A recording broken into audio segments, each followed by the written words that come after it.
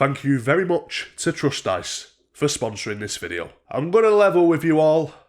I woke up at 6 PM yesterday, and it's now 1 in the afternoon the following day. And I've got to record this video, edit it, and I just don't really have the will to live right now. I'm sleep deprived to the high heavens.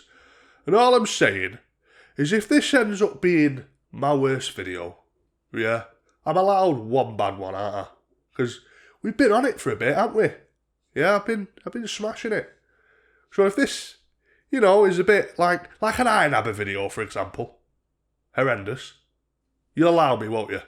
Yeah? Alright. To this day, the general population is not happy with ImAllexx. I posted about him recently, and the response was immense. So together, we're going to have a look at what people have been saying about him 6 months down the line. But first, let's see what someone's been saying about me.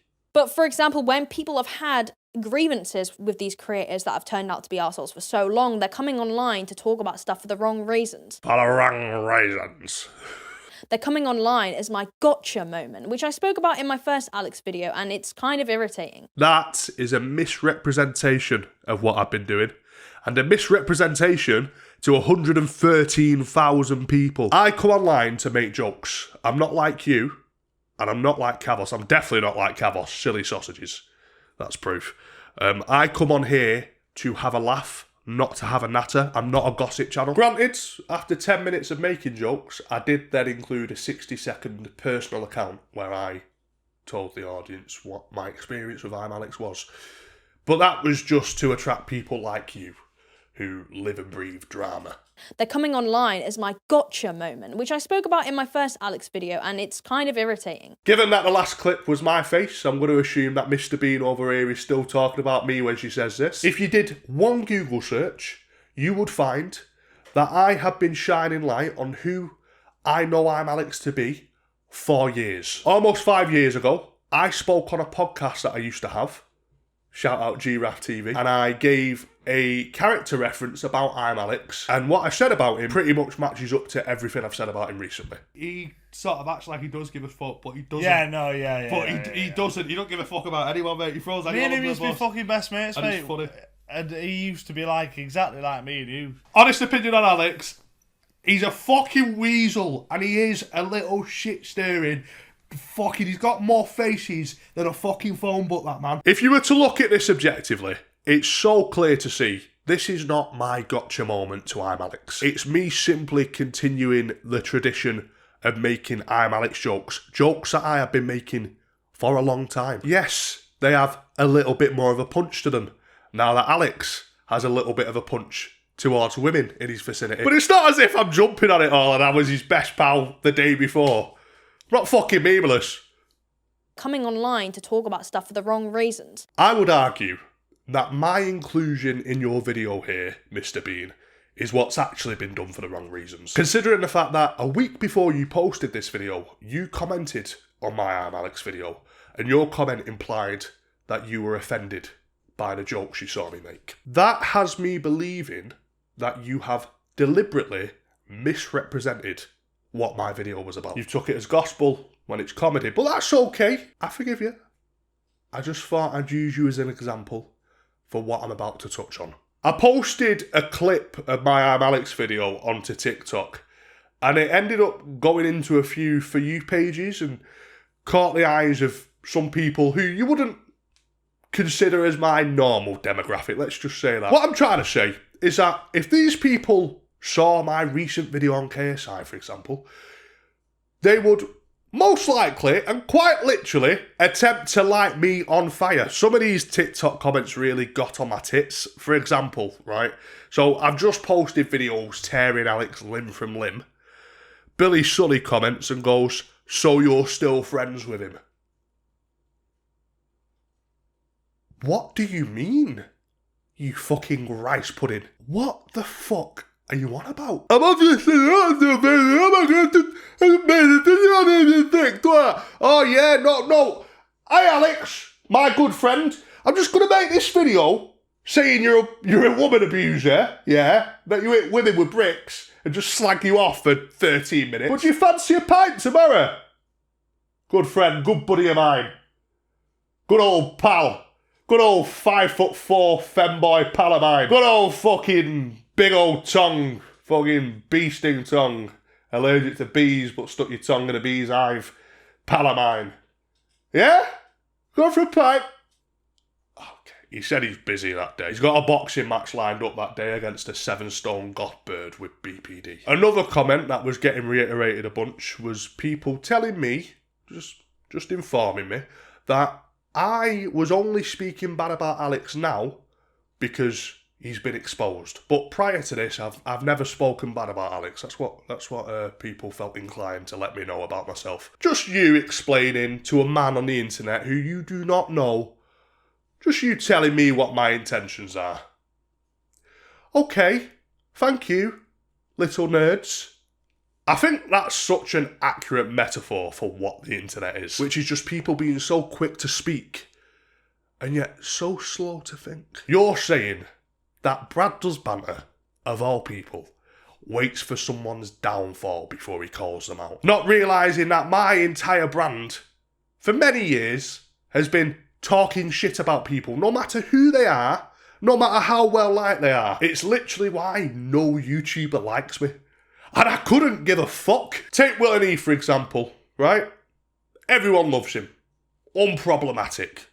Even I like his video. I think his main channel videos are mint. But that did not stop me from circulating a rumour a few years ago that he sucked someone's willy in uni for a £50 note. I had a friend in Newcastle who told me that back in the day. 95% chance it's a load of shite.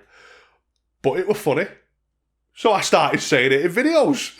For the final act of this video, we'll go through what the general consensus of Alex is. And we'll judge that from what people are saying about him in my comment sections. But first, to ensure that Mr. Banter doesn't have to sell his Mr. Kidneys, allow me to tell you all about today's sponsor and friend of the channel. Hello sports fans! Are you ready to take your love of the game to the next level? Today, we're talking about the sports side of Trust Dice, where you can combine your passion for sports with the thrill of winning. Trust Dice is a top-tier platform that lets you bet on all your favourite sports with cryptocurrencies like Bitcoin. Whether you're into football, basketball, boxing, or even UFC, you'll find all the action you want right here. Let me run you through the exciting options on Trust Dice. Whether you're a casual or seasoned pro, there's something for everyone. So you can play simple win bets, where you pick the winner of a match, or you can even get strategic with double chance or handicap bets. Is football your thing?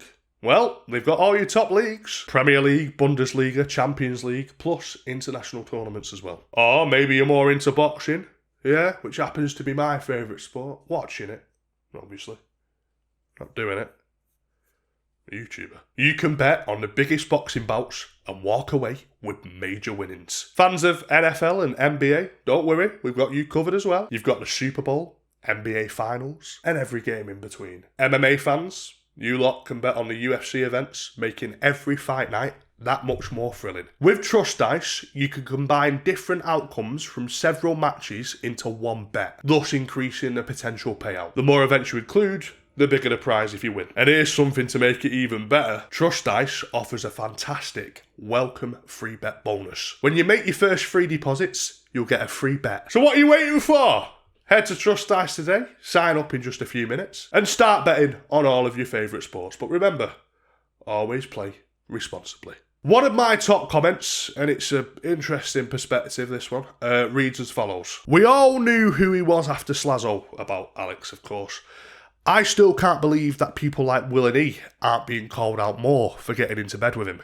A known false accuser. That is such a chronically online, severely depressed, sertraline addicted point of view, in my opinion. I imagine anyone with this take also just so happens to have visible green stench marks coming off their body at any given moment. If your mind operates like that, I just feel like you don't have the time to actually regularly wash. You're too busy being pessimistic on the internet. It just gives me this energy of wanting to see everyone's downfall. First of all, falsely accusing people, which Alex is guilty of, is not comparable to what's came out about him this year. With false accusations, there's an argument to be made that Alex was just being a bit fucking stupid. He was jumping the gun on some serious subjects without waiting for more evidence. It is very bad, but it's a lot different to telling your missus you're going to grab her face and put it into plasterboard. Do you know what I mean? Because that's not Alex just being stupid.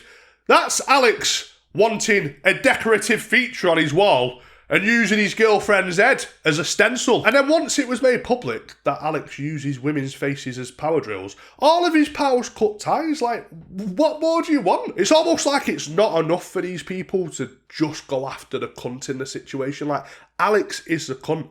Leave it at him. I think the reason why they don't stop it just Alex is because they almost get high off the power that they realise they possess as a collective when they can make a YouTuber leave the internet. So then they start going after more and more people to keep that momentum going because power is addictive. Will and E has not been threatening to hit birds in the face with bricks.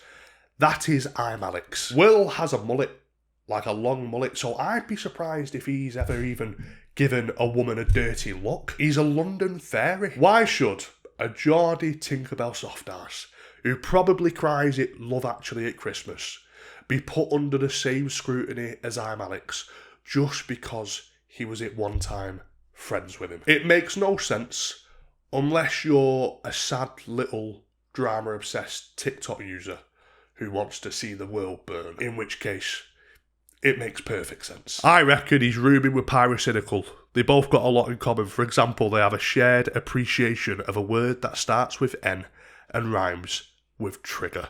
If that was the case, my friend, and he had an affinity for gravitating towards people who use such vile language, then he'd probably be at my house right now, having a cup of tea. Let's be honest. Thank you for watching, and a special thanks to my sponsor Trust Dice for making this video possible. Bye bye.